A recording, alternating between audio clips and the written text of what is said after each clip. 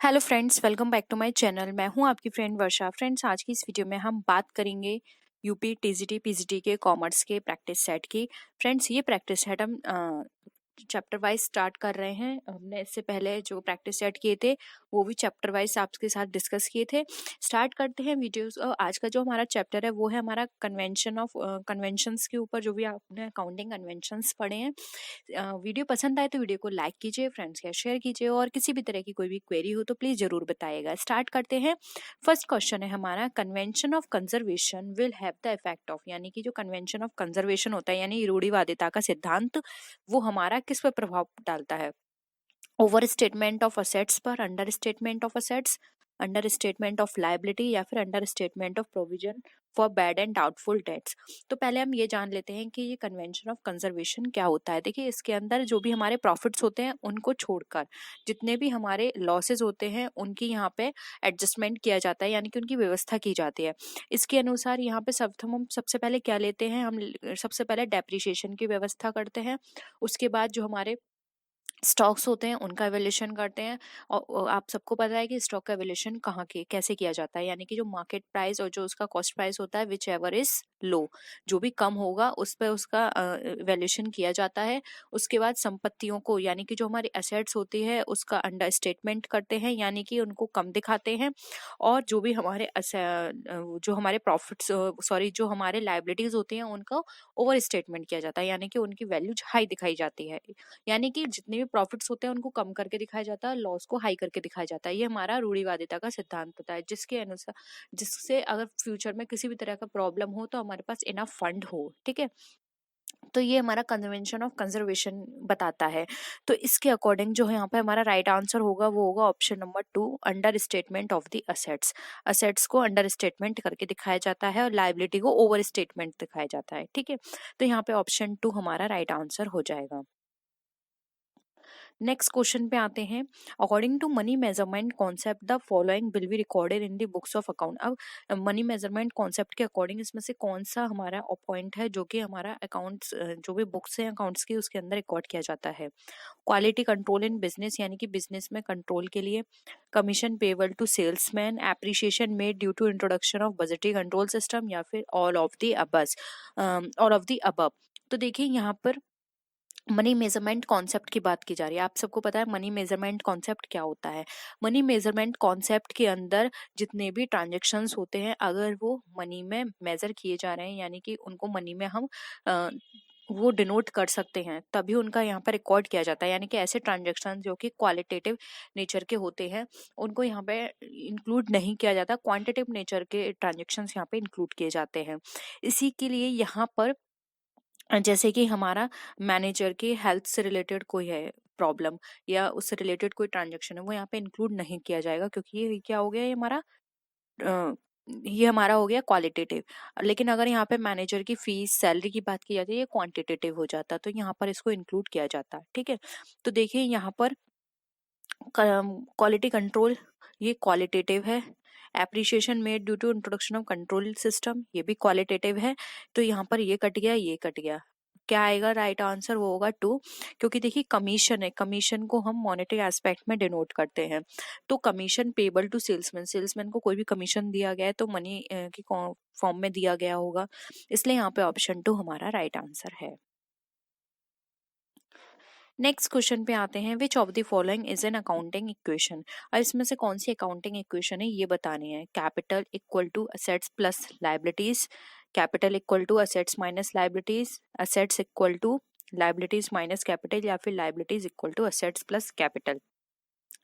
तो देखिए हमारी जो इक्वेशंस बनती हैं वो क्या होती हैं, जो भी हमारे या तो हम इस तरह से बना सकते हैं, जो भी हमारे क्रॉस लाइबिलिटीज होती हैं इक्वल टू असेट्स कर सकते हैं, या फिर हम कर सकते हैं capital plus external liabilities equal to संपत्तियां, जिसको हम असेट्स भी बोलते हैं। तो इसके अकॉर्डिंग देखिए हमारी जो राइट आंसर हो जाएगा वो होगा option 2, capital equal to assets minus liability. जो भी हम असेट्स में से माइनस कर देंगे लाइबिलिटीज को तो जो भी हमारे अमाउंट बचेगा वो हमारा कैपिटल कहलाएगा। ठीक है, तो ऑप्शन 2 यहाँ पे हमारा राइट आंसर हो जाएगा। आई होप आपको सारे क्वेश्चंस क्लियर हो रहे होंगे। अब देखिए ये हमारे अकाउंटिंग स्टैंडर्ड से रिलेटेड क्वेश्चन है। इनका यहाँ पर ये ऑप्शंस दे रखे हैं, पहले आप ये देख लीजिए। लिस्ट ए को लिस्ट 2 से आपको मैच करना है। तो देखिए, मैं आपको इससे पहले के जो प्रैक्टिस सेट थे उसमें भी ये बता चुकी हूँ अकाउंटिंग स्टैंडर्ड्स के बारे में। अकाउंटिंग स्टैंडर्ड्स आपके एग्जाम में बहुत पूछे जाते हैं, ठीक है। तो अकाउंटिंग स्टैंडर्ड 1 देखिए, अकाउंटिंग स्टैंडर्ड 1 हमारा किससे रिलेटेड है? ये हमारा रिलेटेड है डिस्क्लोजर ऑफ अकाउंटिंग पॉलिसी। तो देखिए, ए का 4 हो गया। ए का 4 किस में है? 1 एंड 2 में। तो हमारा 3 कट गया, 4 कट गया। इस तरह से आप सॉल्व करा करिए क्वेश्चंस को, क्योंकि एलिमिनेशन से क्या होता है, अब आपके 2 ऑप्शंस कट गए, अब आपको 2 में देखना है, ठीक है। अकाउंटिंग 2 क्या है?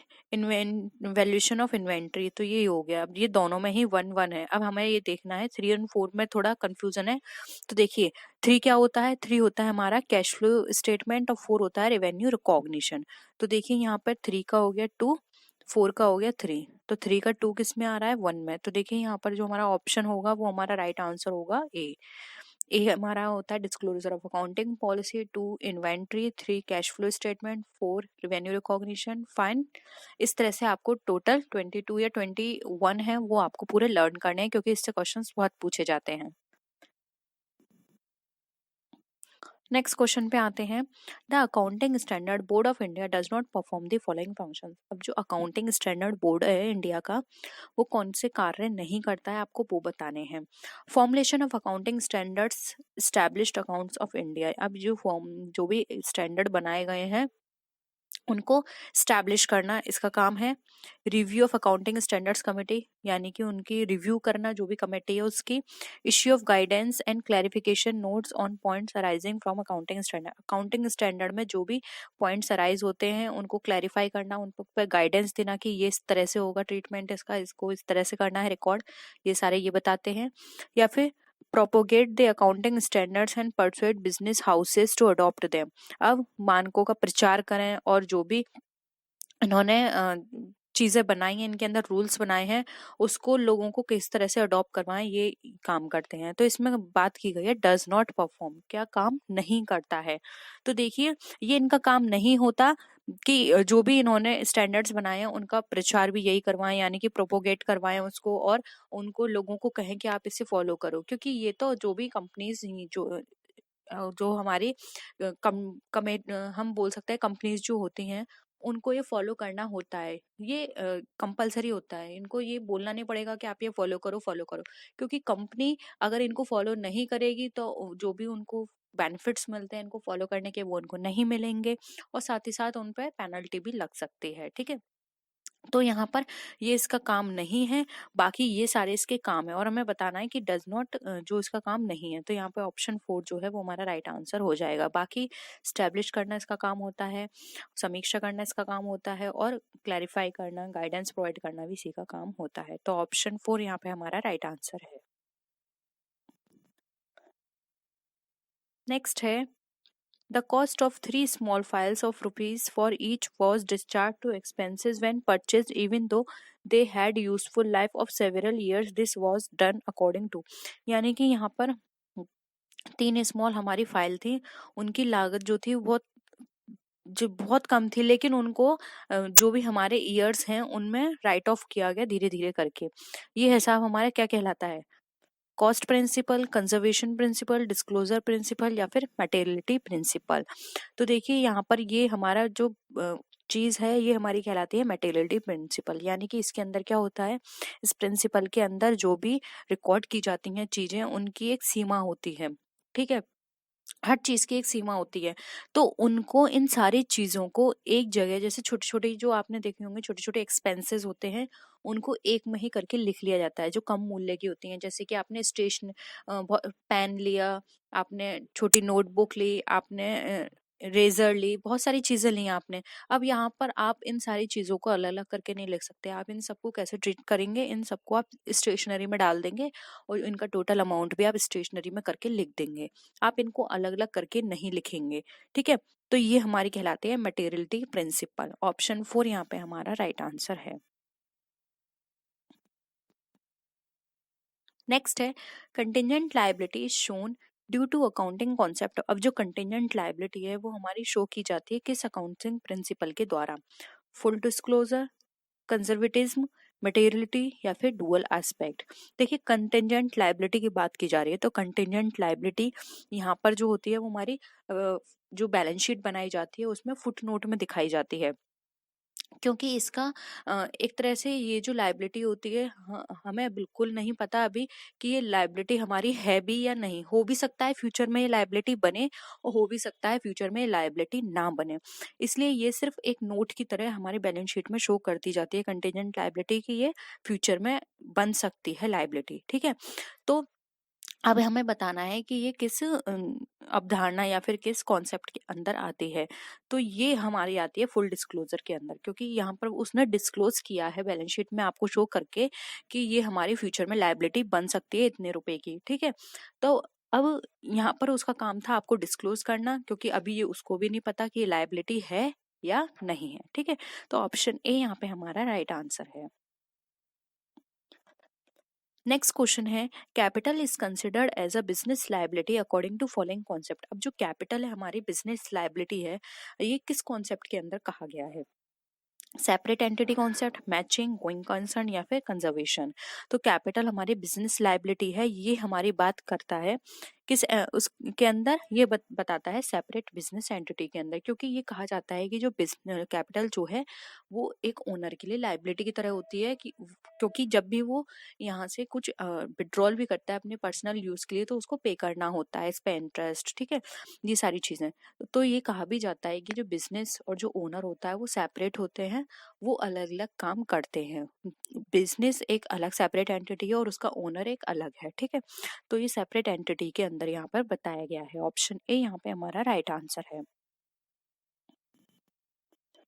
नेक्स्ट क्वेश्चन है, द अकाउंटिंग स्टैंडर्ड नंबर 2। अब देखिए यहाँ पे नंबर 2 इन्होंने पूछ लिया है, जो अकाउंटिंग स्टैंडर्ड है इंटरनेशनल स्टैंडर्ड कमेटी की तरफ का, वो हमारा किससे रिलेटेड है, यानी कि उसका सब्जेक्ट क्या है? Valuation of presentation of inventory, depreciation accounting, information to be disclosed और नन ऑफ दी अबव। तो मैं आपको बता चुकी हूँ इंफॉर्मेशन टू बी डिस्क्लोज्ड ये 1 का है।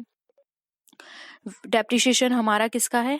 देखिए फर्स्ट होता है हमारा डिस्क्लोजर, 2 होता है, ये आप 2 देख लीजिए, वैल्यूएशन ऑफ इन्वेंट्री का है। 3 कैश फ्लो स्टेटमेंट, 4 क्या होता है? 4 होता है हमारा रेवेन्यू रिकॉग्निशन, 5 डेप्रिसिएशन। 5 क्या हो गया? डेप्रिसिएशन। तो ऑप्शन 5 नहीं 6 होता है हमारा डेप्रिसिएशन का। ठीक है, तो ऑप्शन 2 हमारा इसका हो गया डेप्रिसिएशन का। अभी मुझे कंफ्यूजन हो रहा है तो आप लोग प्लीज चेक कर लीजिएगा, 5 या 6 होता है हमारा डेप्रिसिएशन का, और ये 2 हमारा है 1 का। ठीक है, तो इसका राइट आंसर हो जाएगा 1, valuation and presentation of inventory. Option 1 right answer है। प्लीज कमेंट सेक्शन में जरूर बताइए कि जो डेप्रिसिएशन अकाउंटिंग है वो 5 है या 6 है, प्लीज जरूर बताइएगा। ठीक है, नेक्स्ट है, अब ये फिर से आ गया, लेकिन यहाँ पे टॉपिक्स जो जो पॉइंट्स हैं हमारे ऑप्शन जो हैं वो अलग हैं। देखिए मनी मेजरमेंट कॉन्सेप्ट की बात की जा रही है कि क्या क्या रिकॉर्ड होगा। क्वालिटी कंट्रोल, ये पॉइंट सेम है। Commission payable to salesman, team spirit of employees, all of the above. देखिए ऑल ऑफ दी अबव तो कट गया। कंट्रोल की बात की जा रही है, ये क्वालिटेटिव नेचर है। टीम स्पिरिट ऑफ एम्प्लॉयज की बात की जा रही है, क्वालिटेटिव नेचर है। क्वांटिटेटिव क्या है? कमीशन। तो ऑप्शन 2 यहाँ पे हमारा राइट आंसर है। नेक्स्ट है, the accounting concept related to balance sheet are. अब जो बैलेंस शीट से रिलेटेड अकाउंटिंग्स हैं वो हमारी कैसे हैं? रियलाइजेशन कॉन्सेप्ट पे बेस्ड है, कॉस्ट कॉन्सेप्ट, मैचिंग या फिर अकाउंटिंग इक्विवेलेंट कॉन्सेप्ट के अकॉर्डिंग। तो देखिए यहाँ पर अगर हम बात करें अकाउंटिंग कॉन्सेप्ट की, तो ये हमारे यहाँ पर रिलेटेड है। इसके पॉइंट्स आप देख लीजिए, इसमें यहाँ पे नहीं गिवन है। देखिए इसमें इसके ऑप्शंस ये नहीं है, इसके ऑप्शंस ये होंगे, मैं आपको यहाँ पे लिख देती हूँ। ए ऑप्शन है हमारा A and 4 correct, B option है हमारा 2 और 3 करेक्ट, सी ऑप्शन है हमारा ए और 3 करेक्ट, और डी ऑप्शन है हमारा 2 और 4 करेक्ट। ठीक है, 2 और 4 करेक्ट, ये इनके ऑप्शंस हैं। तो अब आपको बताना है जो अकाउंटिंग कॉन्सेप्ट है बैलेंस शीट का वो हमारा किससे रिलेटेड है? Realisation, cost concept, matching concept या फिर अकाउंटिंग इक्विवेलेंट कॉन्सेप्ट के अकॉर्डिंग। ठीक है, तो देखिए रियलाइजेशन कॉन्सेप्ट हमारा बैलेंस शीट से रिलेटेड नहीं है। ठीक है, अब हम बात करते हैं सेकंड की। देखिए सेकंड यहाँ पे कॉस्ट कॉन्सेप्ट दिया। कॉस्ट कॉन्सेप्ट मैंने आपको बताया कि कॉस्ट के अकॉर्डिंग ही सारे ट्रीटमेंट किए जाते हैं, तो ये 2 तो सही है। रही बात 3 की, तो देखिए 3 भी हमारा मैचिंग कॉन्सेप्ट बैलेंस शीट से रिलेटेड नहीं है, क्योंकि बैलेंस शीट में मैचिंग नहीं की जाती है। ठीक है। अकाउंटिंग इक्विवेलेंस कॉन्सेप्ट ये बिल्कुल सही है, क्योंकि इसके अंदर ये इक्विवेलेंस देखा जाता है कि असेट्स और लायबिलिटीज हमारी इक्वल होनी चाहिए। ठीक है, तो ऑप्शन 4 सही है। तो देखिए 2 और 4 किस में है, ये हमारा डी पार्ट में है, तो ऑप्शन डी यहाँ पे हमारा राइट आंसर हो जाएगा। तो ये था इसका आंसर। आई होप आपको ये क्वेश्चंस पसंद आए होंगे। वीडियो पसंद आई तो वीडियो को लाइक कीजिए, फ्रेंड्स के शेयर कीजिए, और इनमें से किसी भी क्वेश्चन में आपको कोई भी डाउट लगता है तो प्लीज जरूर बताइएगा। ठीक है, नेक्स्ट वीडियो में फिर मिलते हैं आपसे और विच वीडियोस के साथ। तब तक के लिए टेक केयर, बाय बाय।